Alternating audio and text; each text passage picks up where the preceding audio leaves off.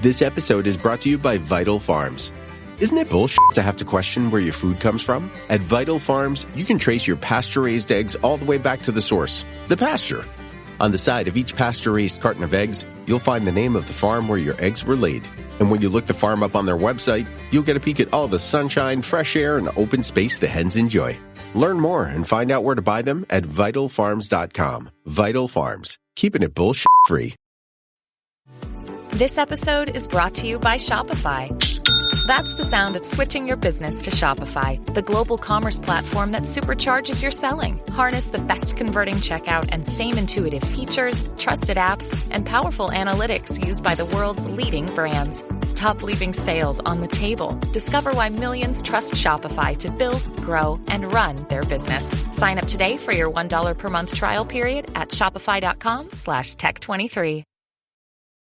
This episode is brought to you by Kia's first 3-row all-electric SUV, the Kia EV9, with available all-wheel drive and seating for up to 7 adults, with a 0 to 60 speed that thrills you 1 minute and available reclining lounge seats that unwind you the next. Visit kia.com/EV9 to learn more. Ask your Kia dealer for availability. No system, no matter how advanced, can compensate for all driver error and or driving conditions. Always drive safely. This episode is brought to you by Klaviyo, the platform that powers smarter digital relationships. With Klaviyo, you can activate all your customer data in real time, connect seamlessly with your customers across all channels, guide your marketing strategy with AI-powered insights, recommendations, and automated assistance, deliver experiences that feel individually designed at scale, and grow your business faster. Power smarter digital relationships with Klaviyo. Learn more at klaviyo.com/Spotify. That's KLAVIYO.com/Spotify. Welcome to the HCI family of podcasts. We're your source for personal, professional, and organizational growth and development. We share our own original research, explore industry trends, and interview executives and thought leaders from across the globe. Join us for practitioner-oriented content around all things leadership, HR, talent management, organizational development, and change management. Maximize your personal and organizational potential with the HCI family of podcasts.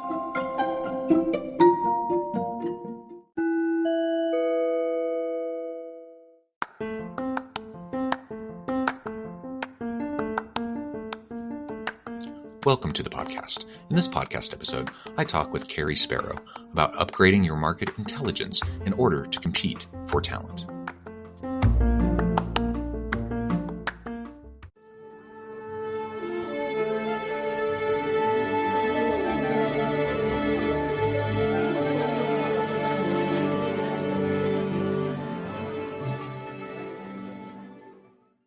Cary Sparrow, welcome to the conversation today. John, it's great to be here. Thanks for having me on. It is a pleasure to be with you. You're joining us from Minneapolis. I'm south of Salt Lake City in Utah. And today we're going to be talking about upgrading your market intelligence in order to compete for talent. We all know that it's a tight labor market, especially in particularly high-skilled areas, anything STEM, anything healthcare, lots of other areas that it's just really hard to get good people. We have skills gaps everywhere. And frankly, I don't know how it is in Minneapolis, but generally speaking, across the U.S., the unemployment rate's fairly low. In Utah, I think we have like an unemployment rate of like 2.3%, which means there's basically nobody looking for jobs. So Yep. To be able to recruit good talent is a real challenge. And there's lots of positions open that organizations are really struggling to fill. So we're going to talk about how we can address that. As we get started, I wanted to share Cary's bio with everybody. Cary Sparrow is the founder and CEO of WageScape, where they provide developers, analysts, and consulting firms with access to the world's largest, most up-to-date labor market data collection. This makes the labor market more transparent, opening the doors to tremendous efficiencies and world-changing innovation. Now, there's a whole lot more that I could say about WageScape, but I'll leave that to you. Anything else you would particularly like to highlight by way of your background, context, or your company before we dive on in? No, I mean, my own background is a little bit of kind of a purple squirrel. I, started in computer engineering and then was in the military. I was a submarine officer for 8 years. Then I got into consulting, grew into a consulting leadership role where I helped lots of companies face lots of challenges, primarily around talent and HR. and then was a corporate HR and IT executive in a big global company for a while before I founded WageScape. And all those experiences gave me the insights to say, hey, I think there's a much better way to see what's actually happening with things that touch all of our lives every day: jobs, pay, skills, who's hiring and what are they hiring for. And so that's what we built WageScape to do. Yeah, well, very cool. And you spoke a little bit to just kind of the origin story, but maybe you could zoom in a little bit more. What served as that inspiration for WageScape? Tell us a little bit more about that background and history and how you started to develop it.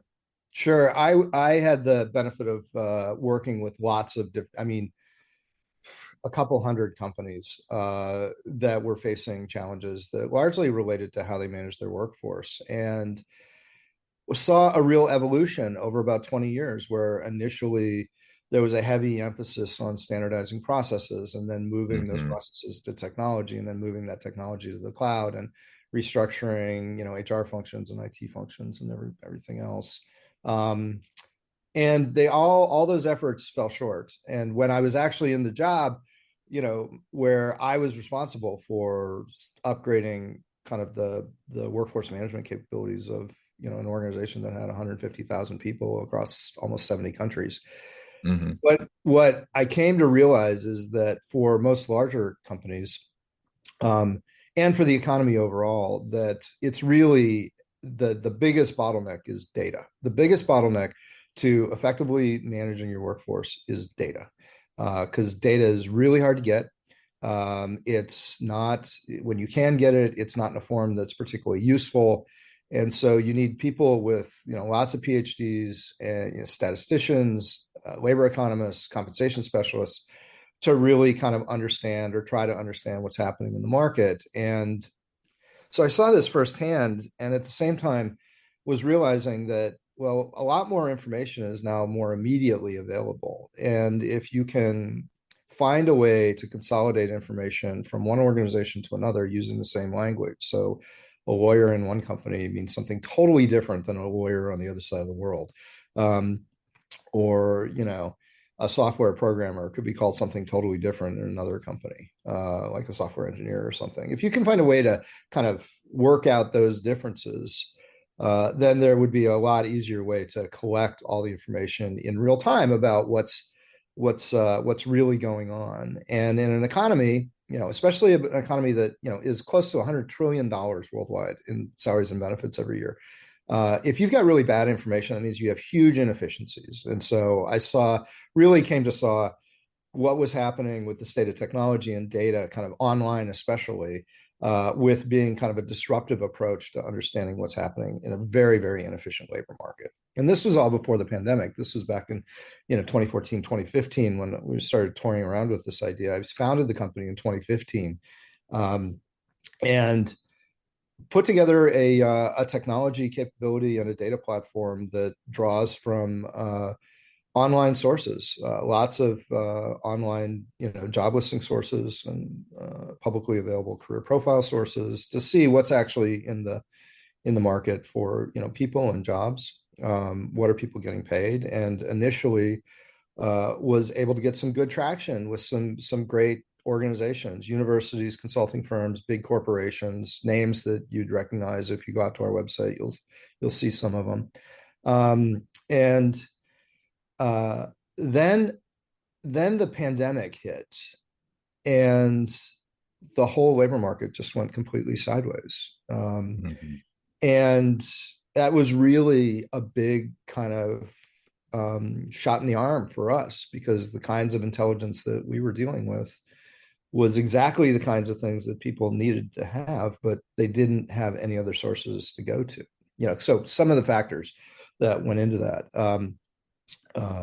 First of all, you had a very, very disparate impacts of the pandemic itself. You had some parts of, some industries where everything shut down, like all hiring stopped. Folks went home, businesses went out of business. It was horrible. We all lived through that. There were other parts of the economy, though, where it was exactly the opposite. Business demand just flooded into things like supply chain and logistics and home delivery, and I mean the whole notion of supply chains was upended. And so you had some places where they weren't doing anything, and others where they couldn't get workers fast enough. And as a result, you started to see workers or employers finally capitulating and raising wages very, very dramatically. The kinds of things that we track, we're able to see on a daily basis what's happening with hiring and pay. So we knew what was going on, but we also were hearing everything that the traditional sources of market, like economic data and so forth, were saying. And there was a big, huge disconnect between what we were seeing was actually going on and what folks were saying, because they didn't have really any good information. It was all speculation. So you have very disparate impacts in terms of unemployment and hiring needs. You've got wages that are going up. Then you have remote work that very quickly companies started realizing and workers started realizing they could do their jobs from anywhere. And so companies recognized they could hire from anywhere. And so now a lot of the assumptions in terms of how you needed to see kind of the job market went out the window, because the job market, instead of being right around your wherever you were located, was now nationwide and in a lot of cases global.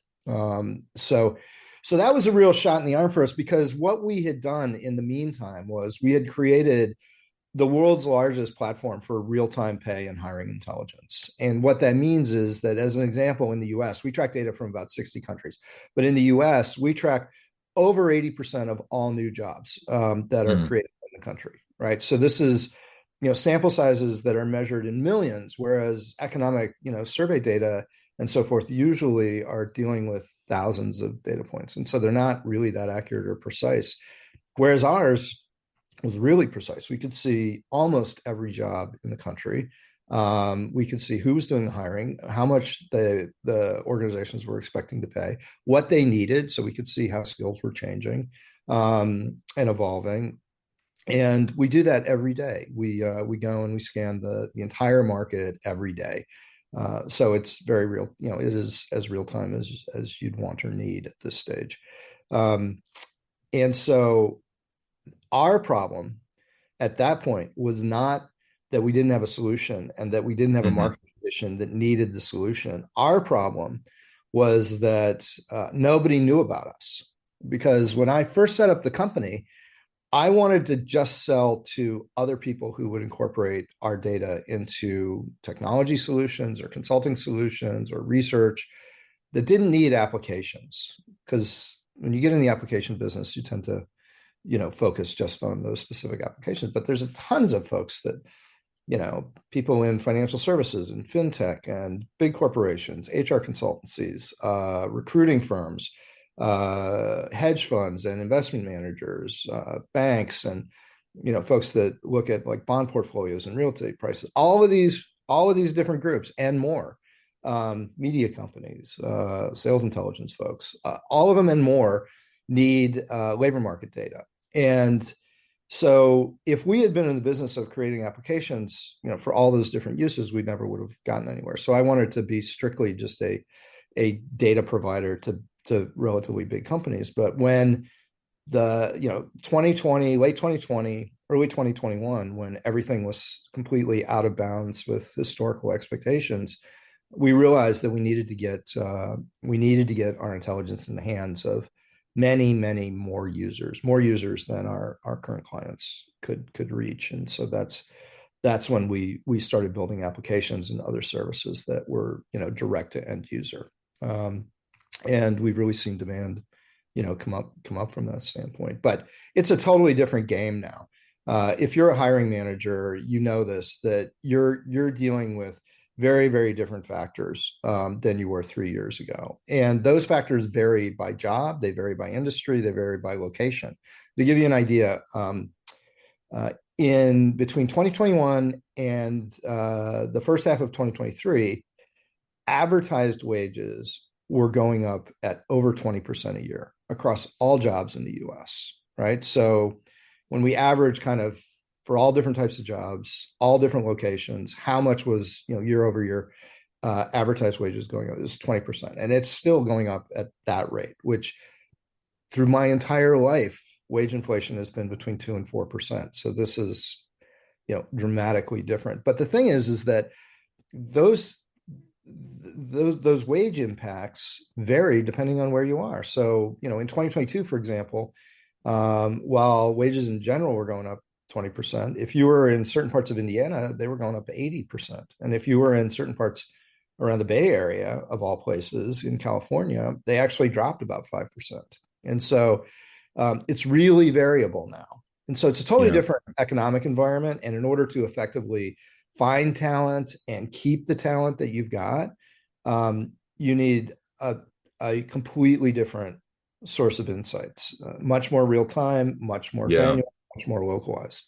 So, well, I appreciate that. Just at the very end, as you said, real time, granularized, and localized. So very important. So I'm sure anyone listening is thinking, yeah, of course, the better data we have, the more, the better kind of decisions we can make in terms of staffing and recruitment strategies and trying to compete for talent.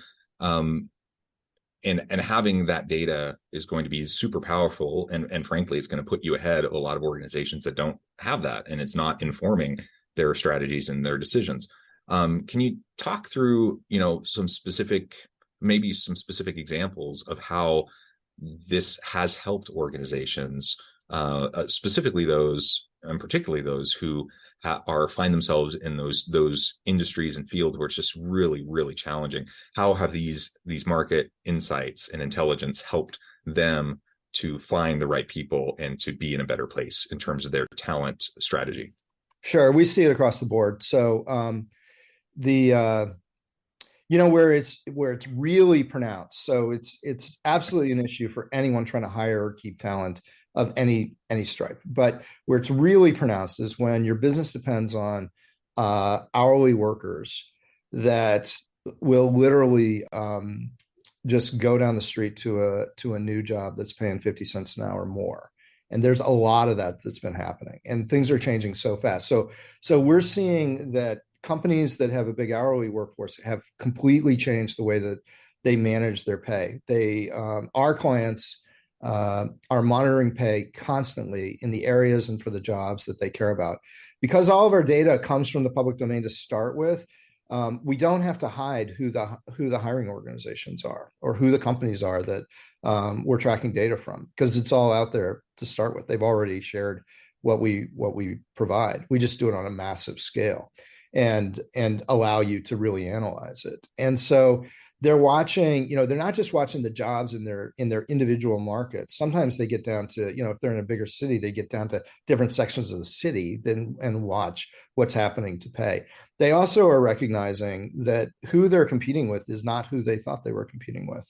For example, there was a client of ours who did recruiting services for a machine shop in the Midwest, mid-sized machining operation, and the traditional starting pay very, very quickly did not keep pace with the market, so that their starting workers, which were skilled tradespeople, these were machinists and fabricators, welders, spot welders, their starting pay was about the same as high demand shifts in a number of fast food restaurants, because very quickly that pay, started at like 10 an hour and broke through 15, then is now up to close to 20 an hour in certain markets. Okay, so big changes there. And these folks had no idea that was going on. And so, who you're competing with is totally different now than who you thought in the past.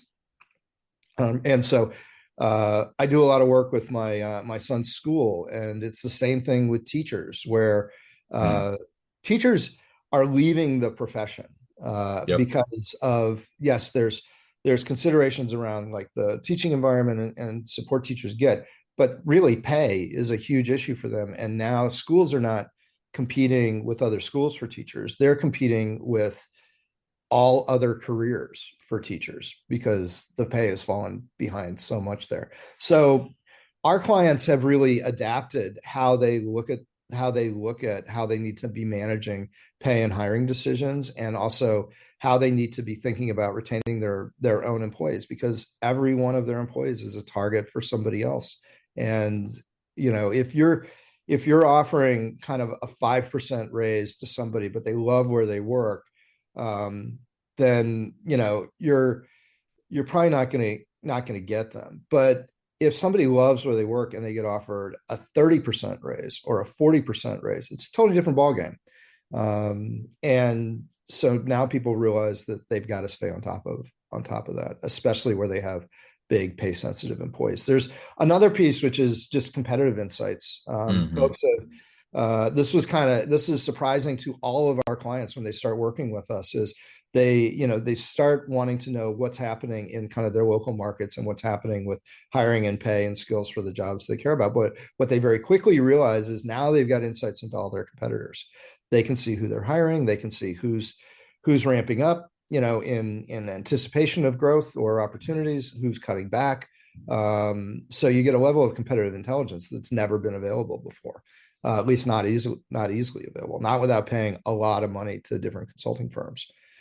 So, it's still playing out. This is a relatively new capability. There's only a small handful of providers in the space, but we're seeing adoption that is just skyrocketing as more and more companies are embracing, the need for a different approach to market intelligence. Yeah. And perhaps you've already addressed it, but are there kind of emerging new market intelligence capabilities even today than what we saw 6 months ago, a year ago, certainly 5 years ago? Where do you see things going, say, in the next year or two? So we have kind of as a core competence the ability to collect very, very efficiently on a very large scale information from lots of different places.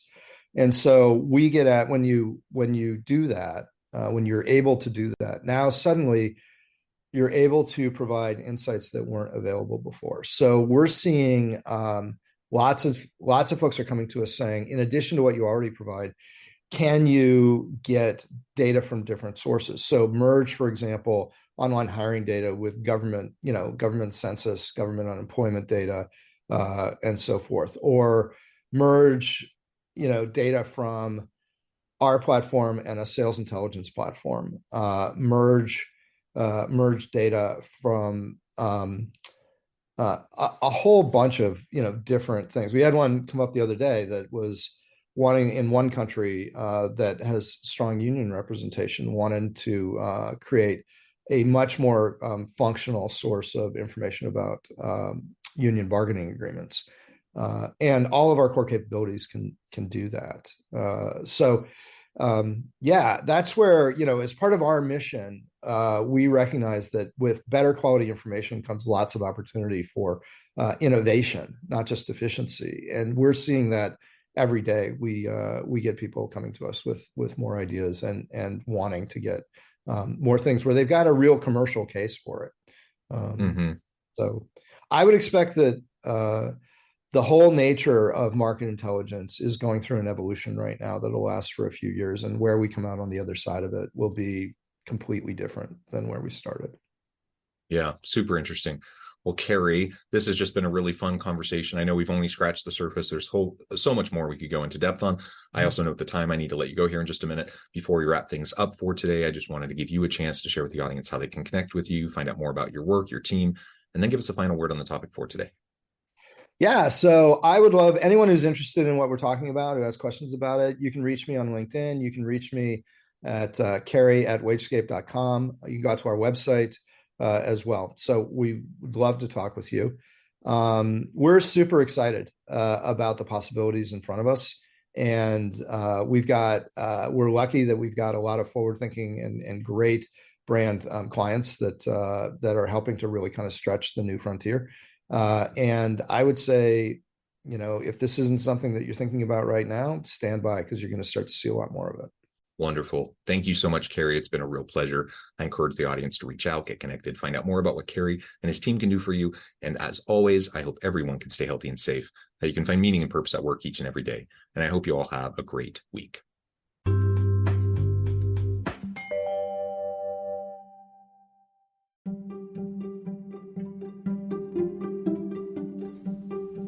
Thanks for joining us for this episode of the podcast. We hope you stay healthy and safe, and please join us again soon.